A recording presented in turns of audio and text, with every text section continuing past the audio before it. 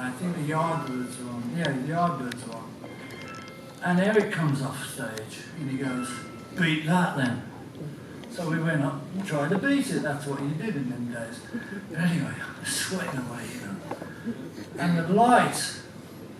the sweat came out of my hair into my eyes, and the lights burnt my eyeballs. I'm not kidding. I went out in the street, it was all like, woo, what am I on? You know, it was like rainbow-coloured lights and all that sort of stuff. For about a week, I thought I was going to lose my eyesight. So, it's not that I'm cool, baby. It's just a habit, you know what I mean? Anyway, I digress. So this song, in Scotland, where Paul had his little cottage, really, he bought an next farm as well, and I lived in this old house that had no roof almost.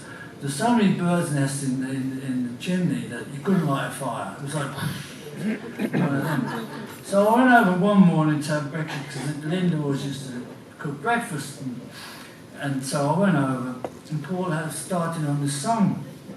And I said, "Is that an old traditional Scottish song you're doing that?"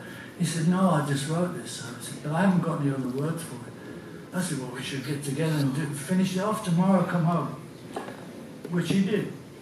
But he didn't want to write a song about Scotland because he thought it might offend the Scots, you know what they're like. And that stitch of that, Jimmy. And so I said, "No, come on."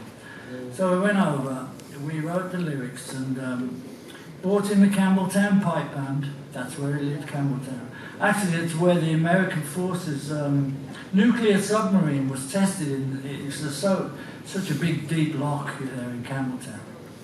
And people were great and everything. And he was quiet, you know, we could get away from all the press and all that stuff. And so we got this song together. Campbelltown Pipe Band comes along, and they said, "Well, we can't play it on that key, Paul. We're going to have to change that in the middle there. You do this, you see what I'm saying, right? You understand the lingo, can't you?" So he goes, "Okay," and they transposed the middle of the song, and it gave you the hairs on the back of the neck job, you know, that's what it was. And that's because that's what happens when you don't plan things, you know, it just turned out really well. And this song went to #1, Christmas time, it went to #1. And it was the biggest ever selling single in England, right up until, whatever that song was. "Don't they know it's Christmas?" Yeah, it was the biggest selling song. So anyway, it's called the Mull of Kintyre. So if you know it, sing it.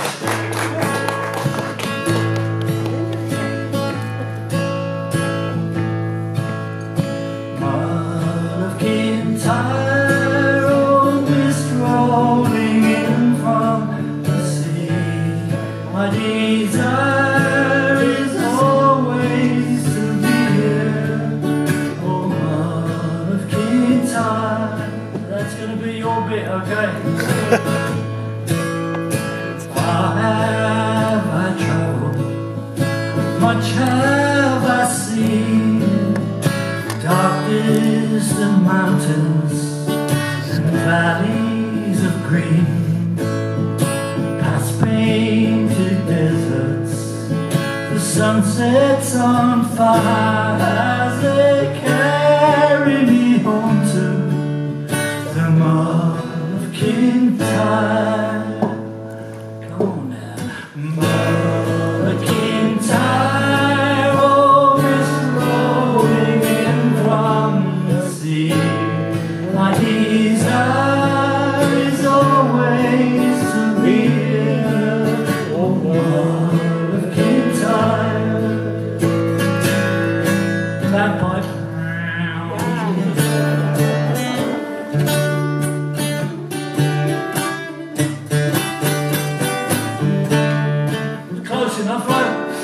Yeah.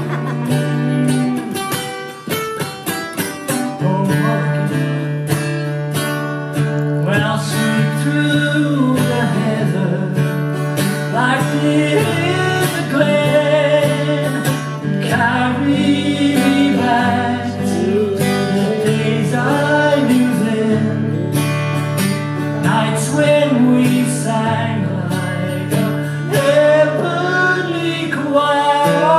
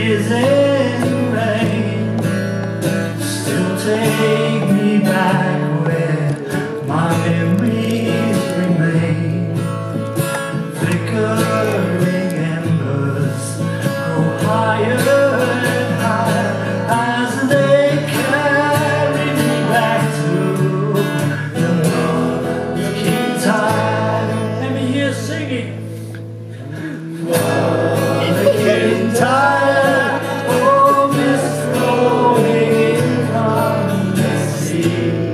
My desire is always to be near, oh, Mull of Kintyre. One more time. Mull of Kintyre, oh, mist rolling in from the sea. My desire is always to be near, oh, Mull of Kintyre. Yeah, you can sing. La, la, la, la, la, la.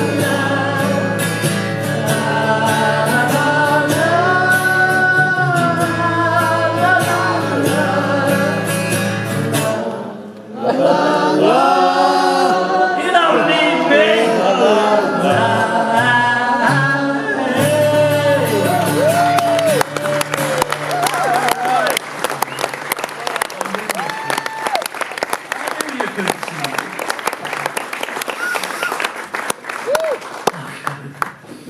All right, well, I won't talk too much because I'm trying to sort of do a couple of songs now that you won't know. But I might have to talk you into them.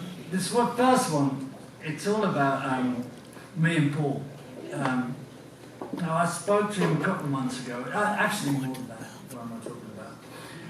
During the pandemic, he was staying with his daughter Mary, and you know, I was in Florida, and like, we weren't working, so like everybody else, you know. And we're not used to that. I mean, that's the way it is. It's like, come on, we've got to get on the road, what we're doing here. And he talked me into getting the jabs, you know. He says, well, if you don't get them, you won't be able to go on the road. I said, all right, then, I don't like the sound of it. I don't like being a guinea. I don't like being a bloody guinea pig, you know what I mean? But anyway, I did, and I went out on the road. And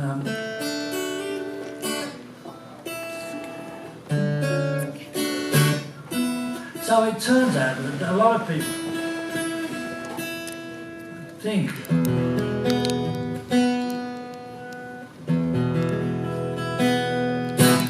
that me and Paul fell out. Well, we didn't.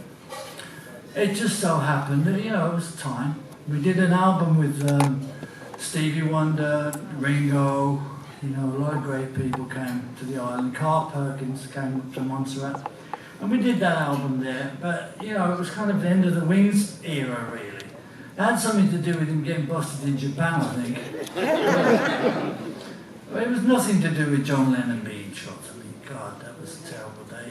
He came in the studio that day because he wanted to, you know, not think. And he said to me, I'm never going to fall out with anybody again in my life. Which he didn't really fall out with John either, but he felt, you know, like he hadn't completed his sort of friendship or got it all back together again. So we sat there all day, because I knew John really well too, you know, so we were very sad and upset by all of that.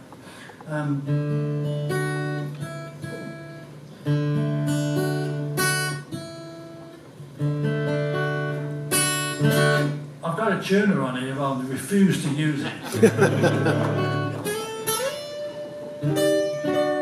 So, anyway, where was I? So, you know, I kind of said, well, I've got some songs that you've taught me into writing, and I'm going to go and, you know, I've got this album I want to put out. So, I went off and did that. So, I wrote this song. I talked Paul into doing an album on a boat, which was the London Town album, right? He thought, when I bought the boat, he thought I was an idiot. He says, what do you want a boat for? It's a hole in the water made of wood into which you pour money. You know, that kind of and he didn't call me an idiot, but he just thought, what?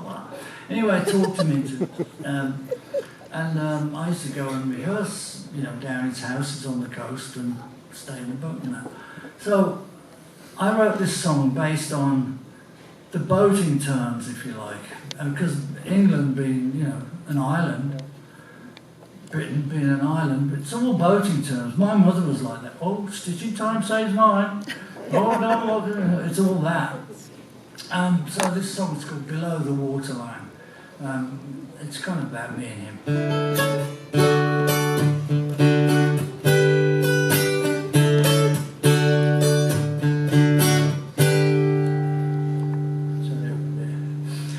True or false, right or wrong, a beating heart still going strong. The memories are all we have. Sometimes we cry and then we laugh. Down below the waterline, out of sight of crying eyes, we see the world is doing fine without the need of a disguise. On the surface it may seem like a twisted, mixed up dream, and words can't say the things we mean. So look below the waterline.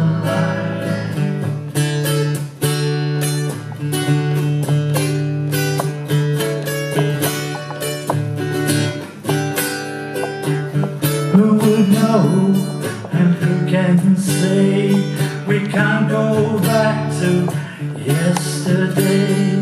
We had to turn our lives around, bury the past beneath the ground. Down below the waterline, our reflections go floating by, waiting there for the sun to shine through the clouds in the sky. To the shore, or sink down to the ocean floor, where we lost forevermore. Down below the waterline, we only see the mountain top, but just like time, it doesn't stop. Below the waves it goes for miles, beyond our tears, hiding our smiles. Down below the waterline, depending on how deep we dive, though it may be hard to find, what we had is still alive. You can say it makes no sense, revisiting our innocence. I put it down to experience. Look below the waterline.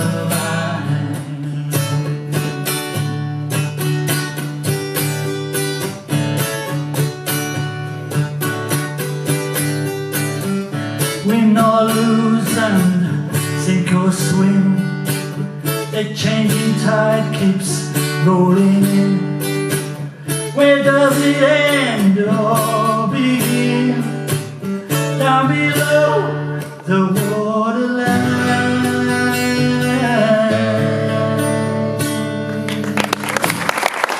Hey, thank you. Yeah. So if you see Paul, tell him he's written a song about you and it's crap. No. So, this next song, I had a friend who worked for Peter Asher, and Peter Asher used to run a book club called, a gallery actually, and a book club called Indica Books, Indica Gallery. And that's where John met Yoko, if you know that story. And it was just outside a club we used to go to called the Scotch of St James, which is right in the middle of London there. We all had our names in plaques, Rolling Stones, you know, Moody Blues. We all had, and we'd watch all the American bands that come up, like the Byrds, and David Crosby was a big mate of mine. And he was always out of his brain, but he was a great guy, David. So God bless him. So we met a lot of these guys, and Jose Feliciano came over, and Loving Spoonful, people like that, to this club. And just outside the club, you know, you'd come out 4 in the morning kind of thing. But there was this Indica gallery. And so anyway, this guy, Christopher Hill, worked for Peter. And he went to the Arctic Circle to write a book called Journey Around the Arctic Circle for kids. It was like an educational book. He came back with all these pictures, titles, storylines really, because he wanted to do, you know, a musical. So he came to me and said, will you help me do it? I mean, oh, I don't know about that. I don't really know much. You know, I am environmentalist, of course, like everybody else. This is in the 80s. And he goes, yeah, but, you know, you had this song called Rescue My World, and I thought it was great, and so I thought you might want to get involved. So I did. Anyway, at Cambridge University, just as a starter for all this, they invited all these little kids down from the north, you know, dressed in the traditional outfits and stuff like that, all doing this great music. But, you know, the only problem was there was a TV show they're supposed to be doing. They did rehearsal. They came back the next afternoon, I think it was, and they'd all been in the mini bar in the hotel room. And they were all drunk, these kids. They were like this tall. They were legless. We're going to get arrested for this, Chris. So anyway, that happened. And then we finally, I had a studio up in the north of England, started a company called Rebel Records, and built a studio all that downstairs. And my partner's kid went to this very high-end school called Stonehurst College, a private school.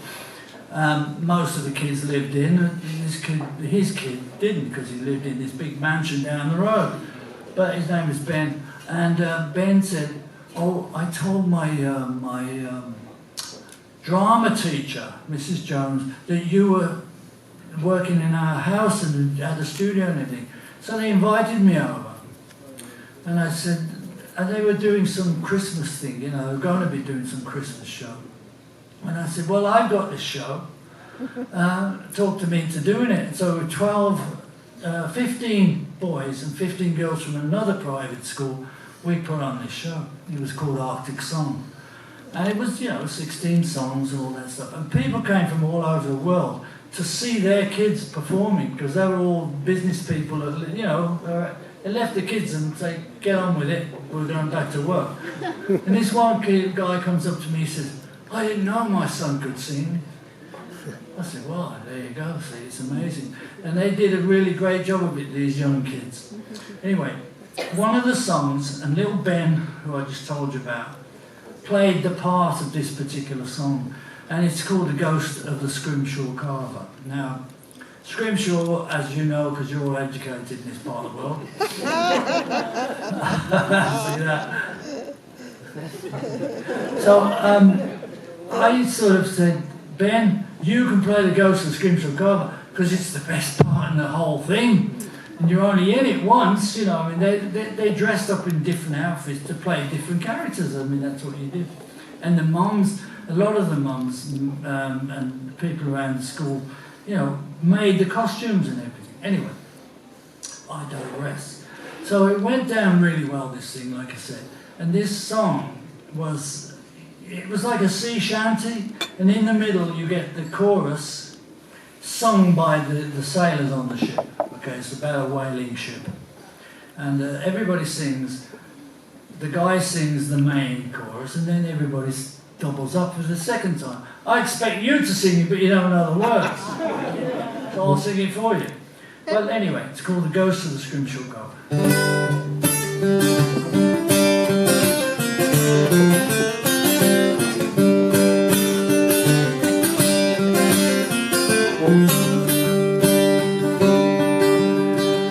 Lovers, have a look at me, releasing my spirit from the bottom of the sea. When me bones have laid since 1883, I'm the ghost of the Scrimshaw Carver.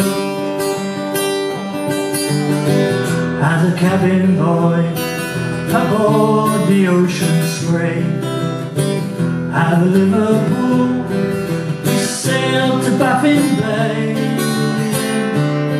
across the Greenland Sea, for to hunt the mighty whale. Hold steady, the beauty blows, bring around starboard and steady as she goes, and the old sea daddy told the old goes on the ghost of the Scrimshaw Carver. Your turn. There the beauty blows, bring around to starboard and steady as she goes. The old sea daddy told me all he knows, I'm the ghost of the Scrimshaw Carver. You got that for the next time or what? Got it. Tough shit, honestly. Because it changes next time. Oh, damn. Over there she blows, I heard the lookout say, off the starboard bow, not a half a mile away. And the sea turned red as we took his life that day. With the whale blubber and needle and the stone, I caught a pretty picture on a piece of whale bone, for to make some pennies for me family back at home. The ghost of the Scrimshaw Carver. Your turn. With whale blubber and needle and the stone, I caught a pretty picture on a piece of whale bone, to make some pennies for me family back at home. On the ghost of the Scrimshaw Carver.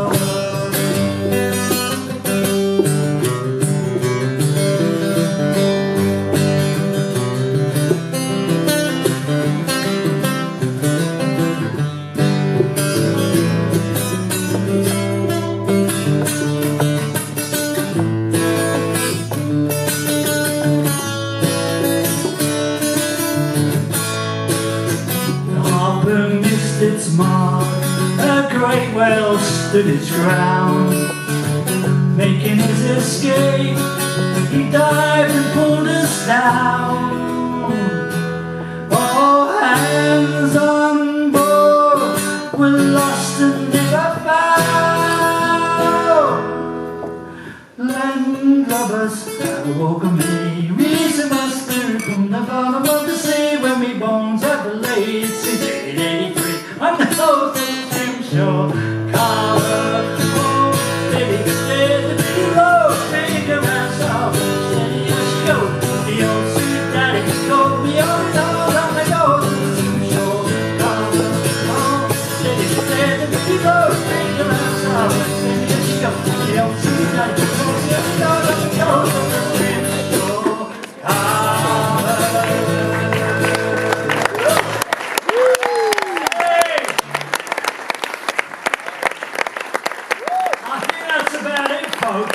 For me.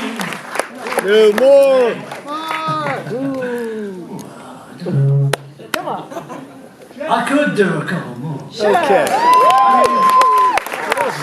I'm going to try and stick to the ones that you might know. Is that all right? Well, I don't know if you know this story, because it's on Wikipedia and you shouldn't really. But anyway, Dustin Hoffman, who I met once with Jack Nicholson, they were completely out of their brains, but they were a great laugh. Together. Oh, what a double act they were. So, it was at an opening. Actually, it was at one of our receptions for a record, and everybody had to dress in white, because some of them had really expensive suits on, but they got painted with spray paint. So they weren't too pleased about that, some of them, but that was the theme of the party, and that's what I met them to. Well, anyway, Paul was asked by Dustin, can you write a song about anything? He went, yeah, that's what I do. It's not being big-headed, it's just like, yeah, of course I can. And anybody can, you know, you just kind of see something, you write about it. And he said, well, you must know that Picasso died last night, and, you know, can you write something about that? Which he did. Well, it just turns out that, shouldn't tell you this really, but Paul had a Picasso on the wall in his living room. And I thought, oh, I bet you don't invite your Liverpool friends down here. Because they all had a load of pirates, they'll have that away straight away. But anyway, Picasso's last words. Here we go. A grand old painter died last night.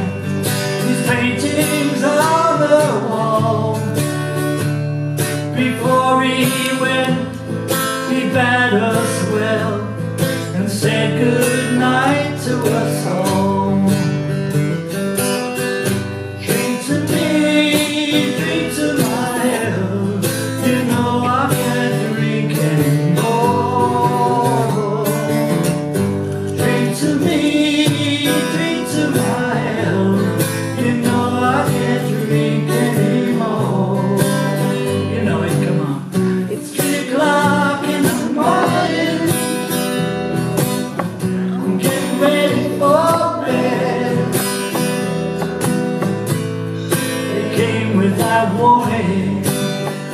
I'll be waiting for you, baby. I'll be waiting for you there. But drink to me, drink to my health. You know I can't drink anymore. Drink to me, drink to my health. You know I can't drink anymore. Remember the French thing I told you about? The girls didn't turn up, remember that?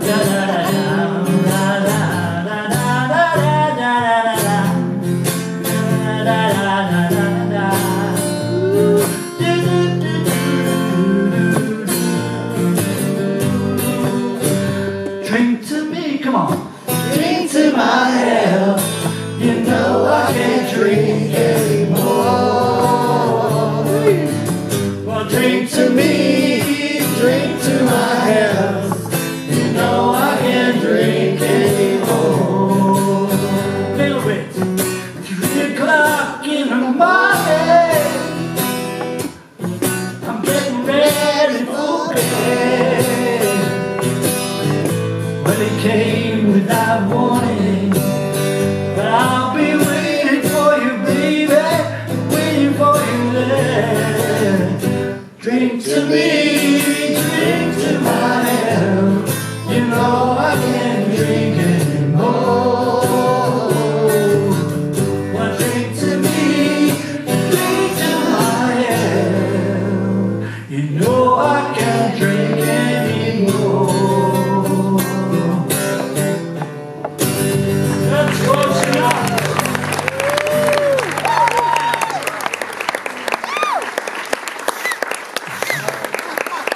Are you ready for this next one? Yes. Because you're going to have to sing it because I can't. I've never been in a tribute band because I can't copy anybody. What are you going to do? Especially Paul McCartney. So, God bless you, Paul, but you wrote this song and you're making me sing it. So I'm going to get the audience, the people to sing it because they all know it. And it's called Band on the Run. Now, are you ready for this?